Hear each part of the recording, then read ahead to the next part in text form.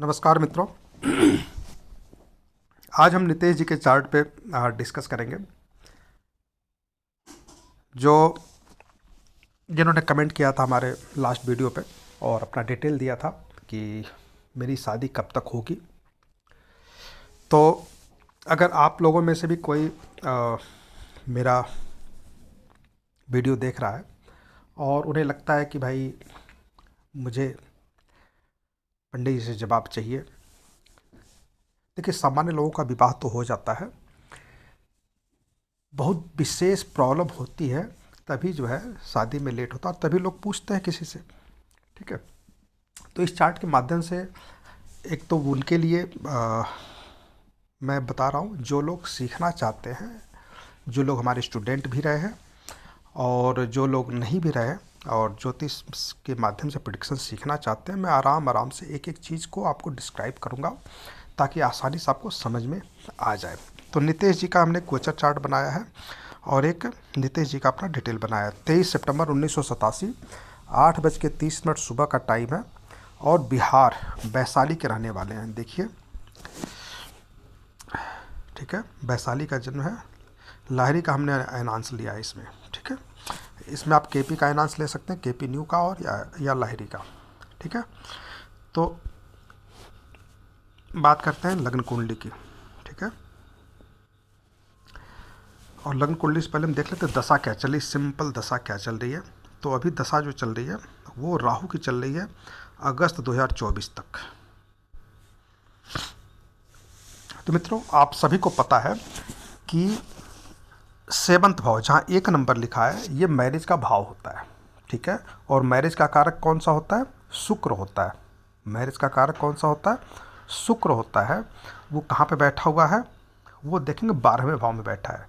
तो जब मैरिज का कारक प्लेनेट 12वें में चला जाता है तो वो कमज़ोर हो जाता है। लेकिन शुक्र को कहा जाता है वो विलासिता देता है, वैभव देता है 12वें भाव में जाकर, क्योंकि विलासिता के ऊपर चीज़ें पैसे खर्च होते हैं। ठीक है, तो अगर उसमें पैसे खर्च होंगे तो फिर वो अच्छा होगा। ठीक है, लेकिन मैरिज के लिए थोड़ी सी समस्याएं देता है। ठीक है, शादी होने के लिए समस्याएं देता है, कई बार लेट शादी के चांसेस बनते हैं। ठीक है, अब जहाँ एक नंबर लिखा है वहाँ गुरु बैठा हुआ है। राहु के बाद किसकी दशा आती है? गुरु की आती है। अभी तक किसकी दशा चल रही है?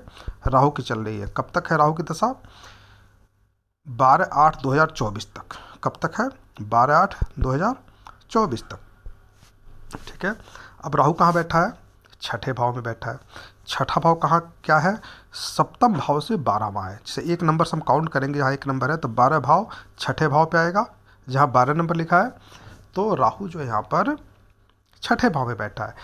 तो राहु जो है छठा भाव क्या है? डाइवोर्स का है, अविवाहित भाव है ना, शत्रु का भाव है और नौकरी का भाव है। तो नौकरी के लिए तो बहुत बढ़िया राहु है, लेकिन शादी के लिए अच्छा नहीं है। ठीक है, तो राहु के पहले किसकी दशा थी? मंगल की दशा थी। 18 साल पहले किसकी दशा थी? मंगल की दशा थी। और मंगल कहाँ बैठा है? मंगल बैठा है 11वें भाव में। कहाँ बैठा है? 11वें भाव में। 11वां भाव क्या चीज़ है? सिंह राशि है। किसकी है? सिंह राशि है। तो 11वें का भाव का स्वामी कहाँ बैठ गया? 12वें भाव में बैठा है। तो मंगल यहाँ पर मैरिज का कारक बनता है। किसका कारक बनता है? मैरिज का कारक बनता है। तो 2006 तक अगर ये शादी कर लेते तो फिर समस्या नहीं रहती।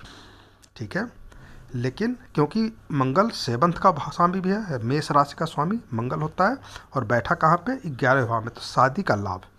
तो मंगल तो यहाँ पर ये बता रहा है कि शादी इनकी हो जाती अगर 2006 के 6 में इनके पास रिश्ता आया होगा, 5 में आया होगा, 4 में भी आया होगा, लेकिन इन्होंने मना कर दिया होगा। हालांकि 87 का डेट ऑफ बर्थ इनका है, तो 87 और 3 90, तो 10 3 13, 13 5 18, 18 19 साल उस समय शादी का रिश्ता जरूर आया होगा। 18 साल की उम्र हो गई थी, लेकिन अभी कम उम्र है, मुझे अभी नौकरी करनी है, मुझे पैसे कमाने हैं, मुझे इस्टेब्लिश होना है, मुझे घर बनानी है, मुझे गाड़ी खरीदना है ना, शादी कर लूँगा तो फिर कैसे होगा, ये सब चीज़ दिमाग में घूमती हैं उस समय। और इनके भी दिमाग में घूम रही थी, क्योंकि राहु की दशा भी आने वाली थी। तो फिर दिमाग इनका कहीं न कहीं काम करना बंद कर दिया शादी के लिए। और जब पैसे कमाऊंगा शादी भी हो जाएगी। लेकिन भाई मित्रों, शादी का पैसे से कोई लेना देना नहीं है ना। अगर ऐसा होता तो टाटा की भी शादी हो जाती, रतन टाटा की भी, लेकिन नहीं हुआ ना। शादी का पैसे से कोई लेना देना नहीं। बड़े बड़े धन्ना सेठ अकेले रह जाते हैं, शादी नहीं कर पाते। और बच्चे का साथ पैसे से कोई लेना देना नहीं। पैसे दे करके बच्चा नहीं लिए जा सकते, पैदा किए जा सकते। उसी तरह से पत्नी नहीं लाई जा सकती पैसे के बल पे। ज़बरदस्ती किसी को पकड़ लाओ वो अलग चीज़ है, पैसे दे करके शादी का रिश्ता नहीं बन सकता। ठीक है। तो राहु जो है जब तक रहेगा तब तक शादी नहीं होगी। तो पूरे 18 साल शादी इनकी नहीं हुई। ठीक है। अब शादी कौन कराएगा? चूंकि सेवंत भाव जहाँ 1 नंबर लिखा है, ये मैरिज का कारक है, मैरिज का कारक भाव है। और यहाँ गुरु भी बैठा हुआ है। अब जुपिटर क्या करता है? जुपिटर आपको पता है कि ये ज्ञान का कारक है। किसका कारक है? ज्ञान का कारक है। और किस चीज़ का कारक है? भाग्य का कारक है। और किसका क्या कारक है? मंदिर का कारक है ना, बुद्धि का कारक है। तो इन सब के होने के बावजूद गुरु जिस भाव में बैठा है उस भाव का फल देगा ही देगा। तो पत्नी क्या बनेगी? पत्नी होगी टीचर, पत्नी क्या होगी? बुद्धिमान, पत्नी क्या होगी? पूजा पाठ करने वाली। ठीक है। और कैसी होगी? उसका पूरा का पूरा फोकस टीचिंग से होगा, शिक्षा देने से होगा। तो इस प्रकार की पत्नी का रिश्ता, लड़की का रिश्ता अगर आता है तो इनको शादी के लिए हाँ कर देनी है और रिश्ता आना अब शुरू हो जाएगा। क्योंकि 24 शुरू हो चुका है तो गुरु की दशा में शादी होनी है। लेट हो चुका है ना। 23 और 13 कितना हुआ?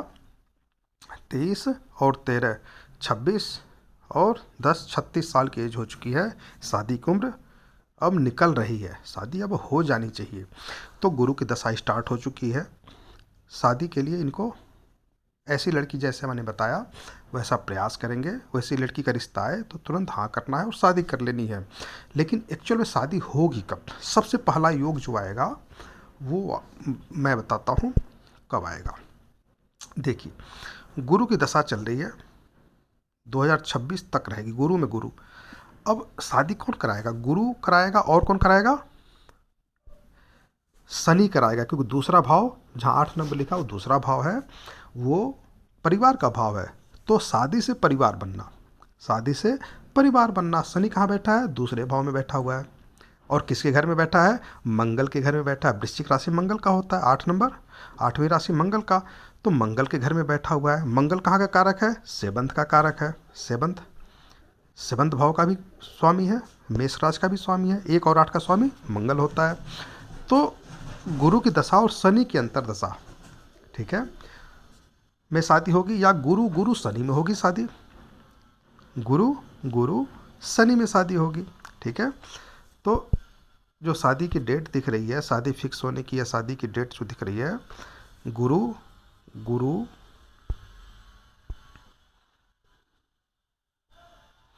देखिए, गुरु गुरु शनि 25 नवंबर 2024 से स्टार्ट होगा और 27 मार्च 2025 तक खत्म हो जाएगा। और जो मंगल आ रहा है, शनि में मंगल, इसमें भी हो सकता है, इसके पहले भी हो सकता है। ठीक है। तो मुझे ऐसा लगता है कि जनवरी में फिक्स हो जाएगा और उसके आसपास शादी हो जाएगी, या नवंबर के बाद फिक्स हो जाएगा। 25 नवंबर के बाद शादी फिक्स होगी और जनवरी में हो जाएगा 31 जनवरी तक लेटेस्ट। तो 25 नवंबर से 31 जनवरी के बीच में शादी होने के पूरे पूरे चांस बने हुए हैं। ठीक है।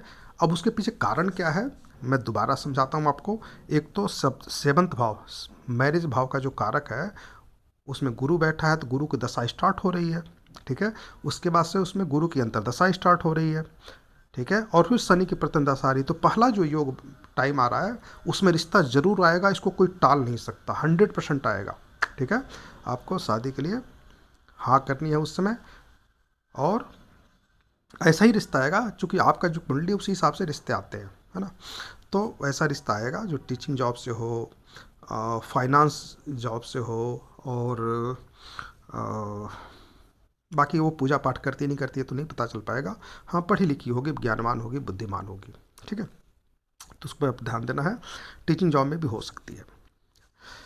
तो गुरु गुरु शनि, अब क्यों, इसके पीछे कारण क्या है मैं दोबारा समझाता हूँ आपको। देखिए, ट्रांजिट चार्ट हम चेक करते हैं, तुला राशि है इनकी। अब हम जाते हैं और नीरज जी का गोचर चार्ट हमने बनाया 15 जनवरी 2025 का। ठीक है, देखिए 15 जनवरी 2025 का।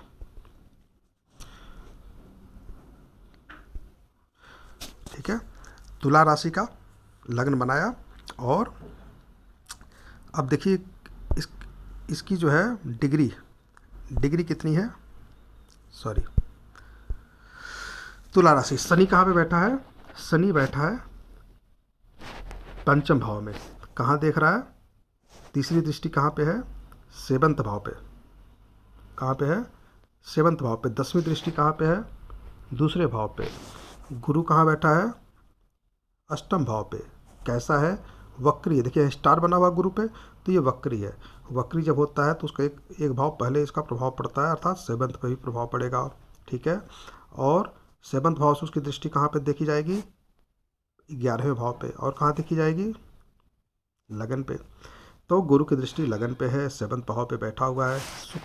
और शनि की दृष्टि थर्ड भाव पे है, सेकेंड भाव पे है, और किसके साथ है, लग्नेश शुक्र के साथ भी है। लग्नेश कौन है, शुक्र है। शुक्र कहाँ बैठा है, शनि के साथ बैठा है। तो 99.999% है कि 15 जनवरी से लेके 30 जनवरी की 31 जनवरी के बीच शादी हो जाएगी। कारण क्या उसके पीछे, समझिएगा कि शुक्र 18 डिग्री का है, तो 30 डिग्री पूरा होने के पहले शादी हो जाएगी। तो अब ये 18 डिग्री 12 डिग्री पार करने में 12 दिन तो लगेंगे, है ना। तो लगभग ये 25-26 जून के पहले शादी हो जाएगी, है ना। तो आशा है आपको इस चार्ट समझ में आ गया होगा, और ट्रांजिट के आधार पे भी हमने इसको डिस्क्राइब किया। ठीक है,